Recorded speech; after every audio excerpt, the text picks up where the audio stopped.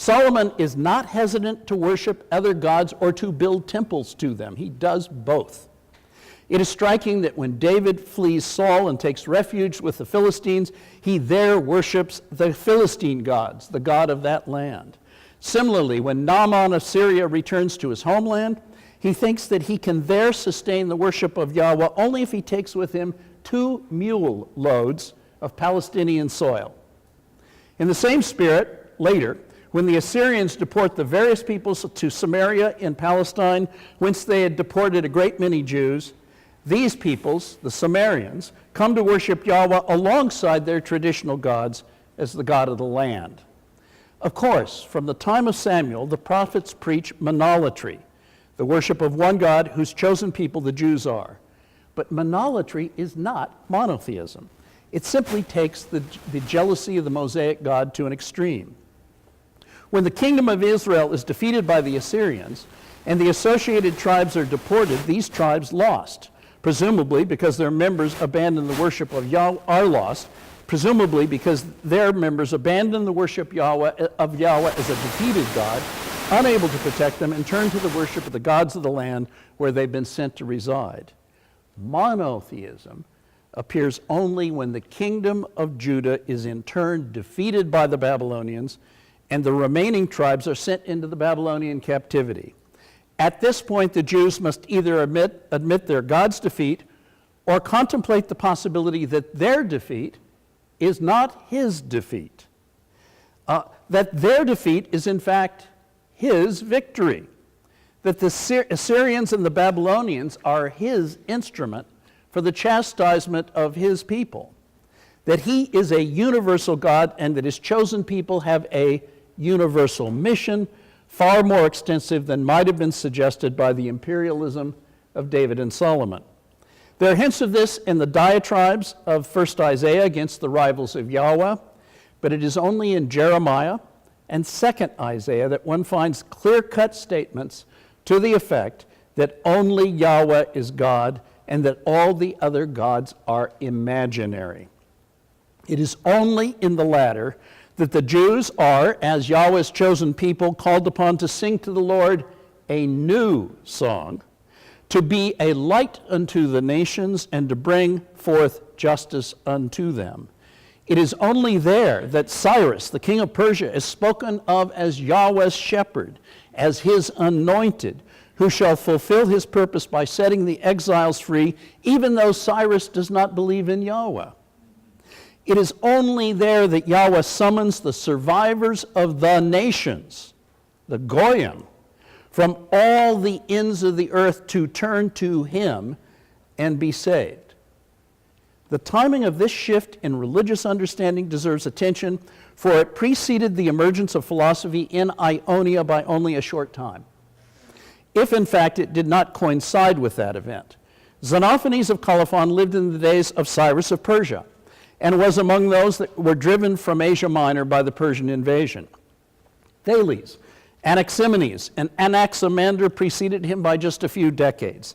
This would be insignificant were it not for the fact that Aristotle tells us that Anaximander, and apparently his predecessors as well, believed that there was a single, limitless, omnipotent, immortal deity encompassing and controlling the universe.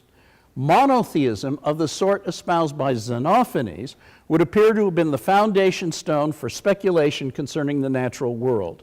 This is the most likely meaning of Thales' claim that all things are full of gods.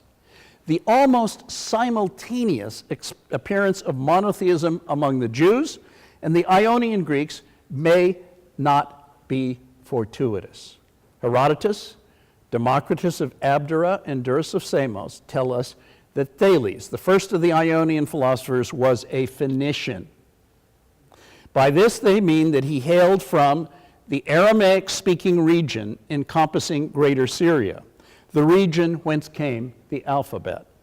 Diogenes Laertius cites a report from the 3rd century biographer Hermippus of Smyrna that Thales expressed gratitude for 3 blessings: that he was born a man and not an animal, a man and not a woman, and a Greek and not a barbarian.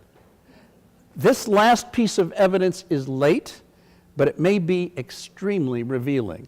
Phoenicia, as the Greeks used the term, included Canaan, and the blessings putatively acknowledged by Thales are almost identical to the three blessings singled out in a prayer customarily said each morning by Orthodox Jewish men who pray to Yahweh, thanking him that they are born men and not animals, men and not women, and Jews and not Goyim. We do not know when this practice originated. It is quite possible, however, that it has very early antecedents.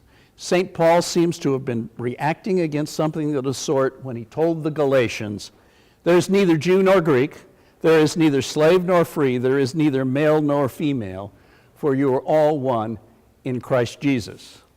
I mention this to suggest what cannot be proven, that there may be a link between the monotheism of the Ionian natural philosophers and that of the Jewish Bible, that the God of the philosophers may be a descendant of the God of Abraham, Isaac, and Jacob, that Thales may have been an ancient Spinoza, a Jew but not a very good Jew, that religious theoria may have inspired its philosophical analog, that the two species of universalism that became invisible in the 6th century may have a common root. If indeed they had a common root, then it is fitting that they are married to one another in Christianity, which brings Jerusalem and Athens together. Peter quoted the opening of the book of John, the Gospel of John. In the beginning was the Word, except that's not what it says. That's what Jerome translated it into Latin as saying. What it says is, in the beginning was Logos. Okay, Logos in Greek is more than word. It is rational speech. It's the word that shows up in theology. Logos, rational speech about theos, God. And in all sorts of other L-O-G-Y words that survive into modern times. What's going on in the Gospel of John is the God of Abraham, Isaac, and Jacob is being identified with the God of the philosophers. And it is that segment of the Gospel of John that leads on to the baptizing of philosophy by the Christians.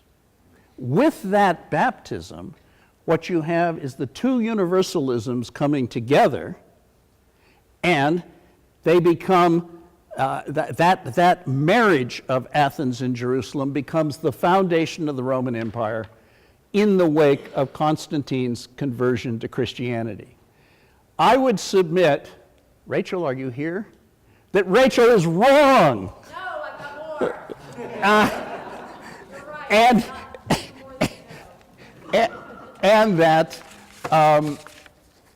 it is the principle of sufficient reason, or of reason's sufficiency, and a species of cosmopolitanism that grows out of that, that is in fact the foundation stone for Western civilization. I have another story to tell about the origins of Greek science and Greek politics, but there isn't time.